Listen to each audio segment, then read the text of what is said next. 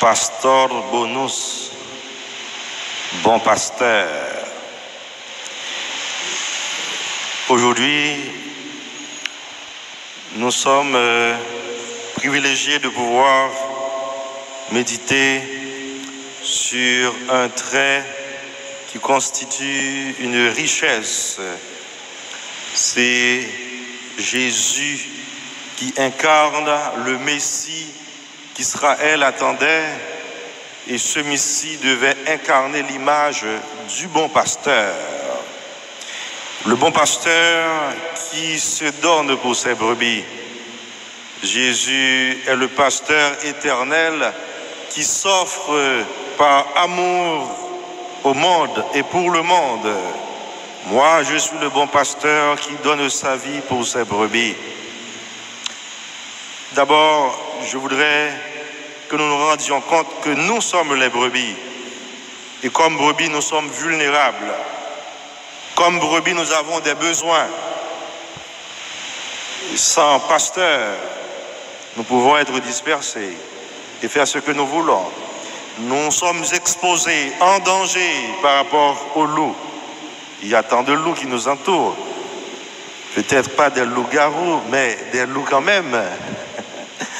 Alors je voudrais faire un parallèle entre le berger mercenaire et le berger pasteur, le bon pasteur. Jésus parle de lui-même comme le bon pasteur. Il parle d'un autre berger, d'un autre type de berger qui est le berger mercenaire. Eh bien, le berger mercenaire, c'est un berger, c'est comme un contracteur. C'est-à-dire, il est seulement en train d'accomplir un contrat. Les brebis ne lui appartiennent pas. C'est quelqu'un qui fait un job.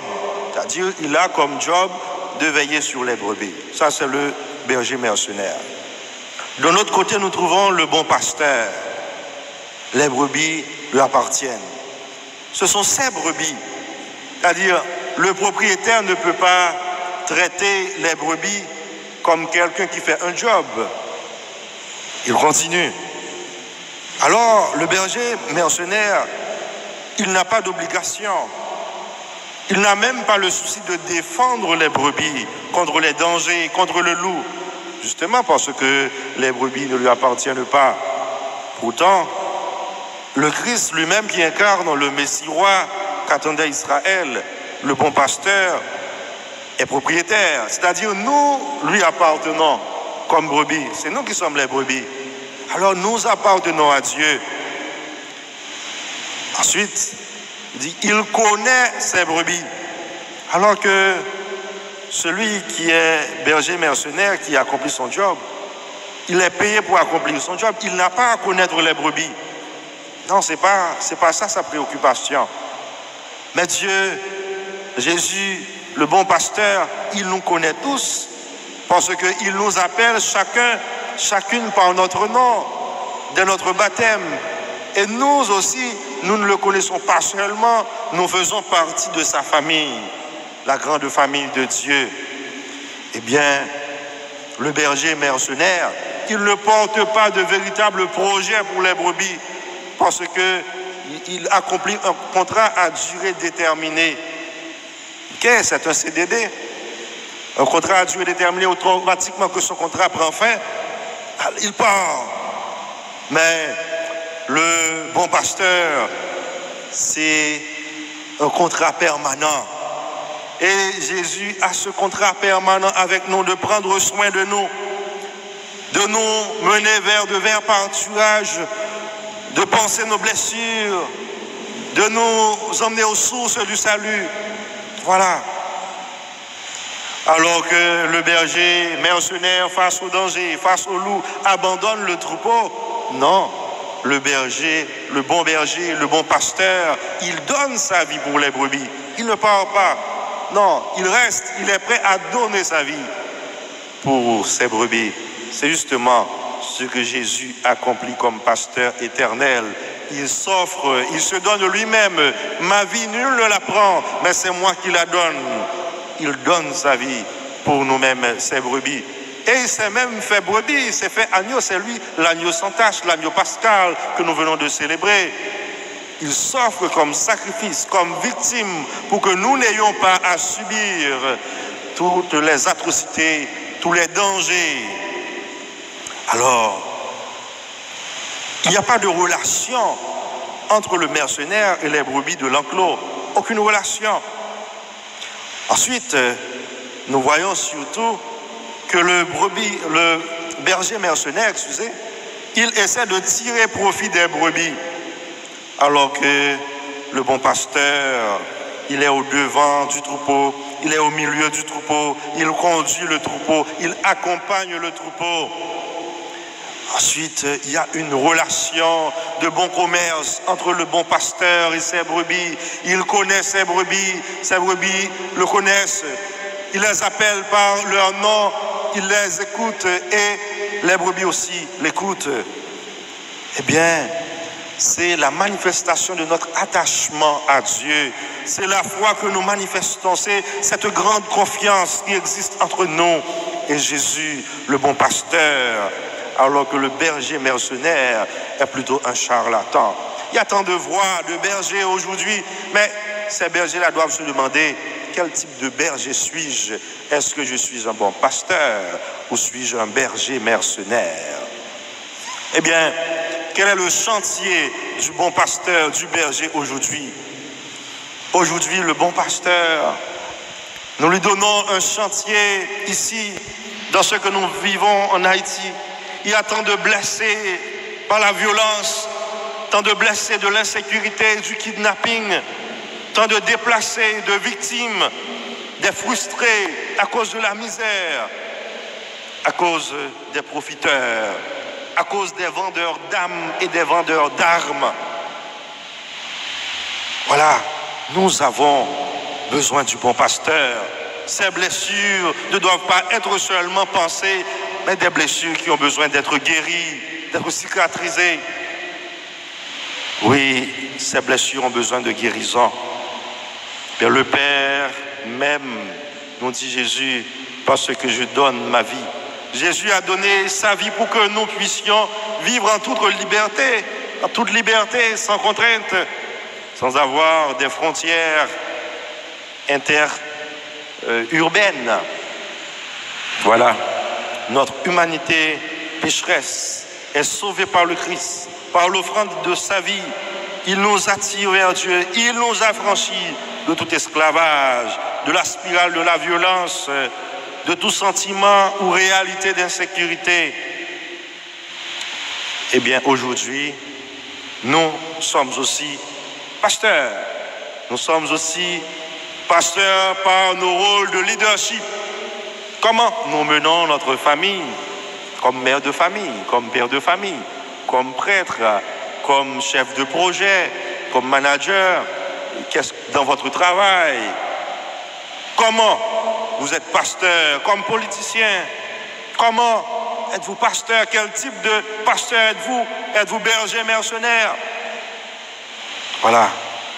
Eh bien, aujourd'hui, j'aimerais mettre l'accent sur un document publié le 8 avril par le pape François qui parle de la dignité, l'infinie dignité humaine, dignitas infinita. Bien, deux grands points sont abordés. Il nous invite d'abord à croire en l'existence, croire en notre existence. En deuxième lieu, il nous invite à regarder les défis de l'être humain aujourd'hui. Et 13 situations sont présentées. Alors, nous allons aborder 4 dimensions. Bien, dans tout le document, il nous dit « Il n'y a pas de conditions sans lesquelles la vie humaine cesse d'être digne. » C'est-à-dire, nous devons vivre dans la dignité. C'est une obligation. Nous ne sommes pas capables de vivre n'importe qui genre. Il faut que nous vivions dans la dignité. Alors, si nous avons un bon pasteur, si nous sommes bons pasteurs, les gens autour de nous, nous-mêmes, nous devons vivre dignement. Eh bien, le premier élément, la première dimension, c'est parce que nous sommes fondamentalement créés dignes, parce que nous sommes créés à l'image de Dieu. Si nous sommes image, bon Dieu, il faut que nous vivions dans la dignité. Nous ne pouvons pas vivre n'importe qui genre, dans l'insécurité. Nous vivons côté nous ne sommes pas capables de sortir, le renouveler. Nous vivons côté nous avons peur qui a pesé sur nous, côté nous mourir pas bande et pas paquette. Non, pour la dignité fondamentale de la personne humaine. Eh bien, deuxième dimension, dit que nous sommes appelés à la communion avec Dieu. Résurrection, Jésus-Christ fait que nous-mêmes, nous espérons résurrection. Il faut que nous vivions dans la communion. Il faut que nous vivions vraiment ensemble, par le slogan. Troisième dimension, la dignité vécue. Eh bien, c'est garder qui j'en moun nan. Nous vivons là, nous belles, nous très belles. Eh bien, l'on n'a pas avancé puis devant, nous sommes malades, nous venons paralysés. Bel visage ça, que peut-être Marie ou Térémé, ou du moins Madame ou Térémé, eh bien, les cas disparaissent. Et toute force, ça, toute vigueur, ça, peut-être que moi-même, je dis, je ne pas bien encore à un certain moment donné. Là, ça arrivé, qui gens nous venons considérer mon là?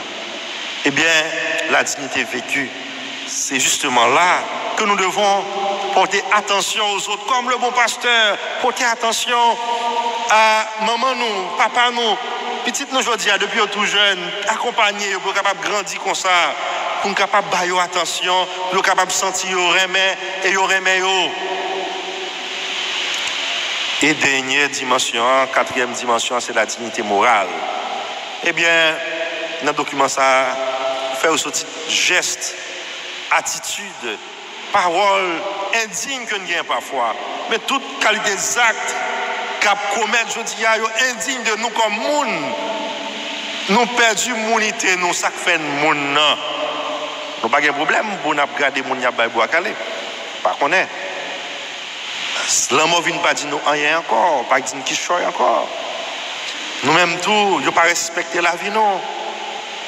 Alors, gestes, attitudes indignes, pauvreté extrême, non.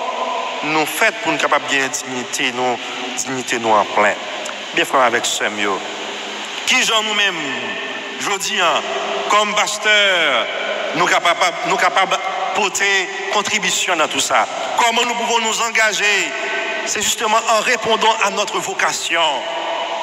C'est la prière pour les vocations, 61e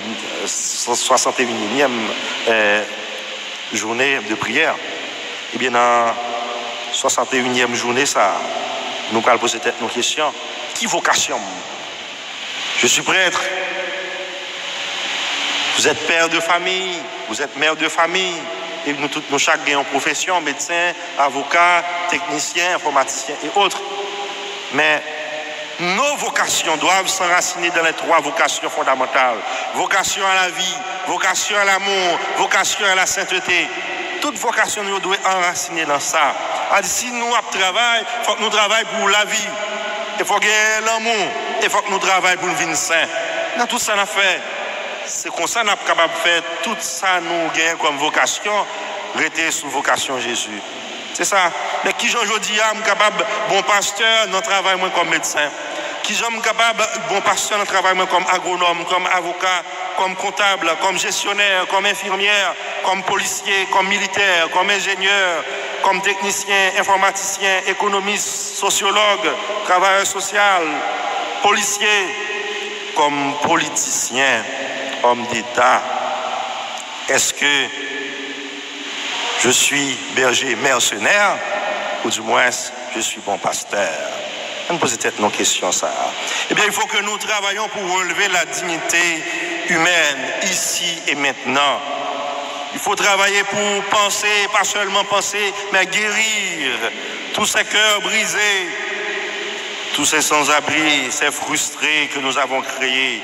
Il faut travailler pour donner l'espoir à ce peuple meurtri, devenir des semeurs d'espérance, des constructeurs de paix eh bien, Pape François dit, eh bien, nous, dans la Troisième Guerre mondiale, la morcelée, Jean-Pierre Lanester rappelé le matin, hein. Eh bien, justement, il faut que nous travaillions pour que la paix devienne une réalité. Il ne faut pas seulement le dire. Si nous faisons des accords politiques, il faut que la paix soit d'abord la cause, pas nos intérêts personnels. On ne peut même pas assumer ces décisions. Non, il faut que la dignité de la personne humaine, la paix, devienne notre priorité. Oui, frères et sœurs, il y a tant de maux dans notre société. Nous devons nous engager, nous, personnes consacrées, nous qui avons d'autres professions, chefs de famille. Aucun sacrifice n'est trop grand, mais il faut que ce soit réel. Eh bien, Jésus accomplit ce qui a été écrit. Moi-même, je ferai paître mon troupeau. Je le ferai chercher, la brebis perdue. Je la chercherai. Celle qui est écartée, je la ferai revenir. Celle qui est blessée, je la panserai. Celle qui est malade, je la fortifierai. Ézéchiel chapitre 34, verset 16. Voilà ce que Jésus a accompli, ce que nous sommes tous et toutes appelés à accomplir par notre vocation, devenir des pèlerins d'espérance, des constructeurs, des constructrices de paix pour un monde meilleur, pour une Haïti nouvelle et une Église nouvelle. Et nous demandons ces grâces au nom du Père et du Fils et du Saint-Esprit.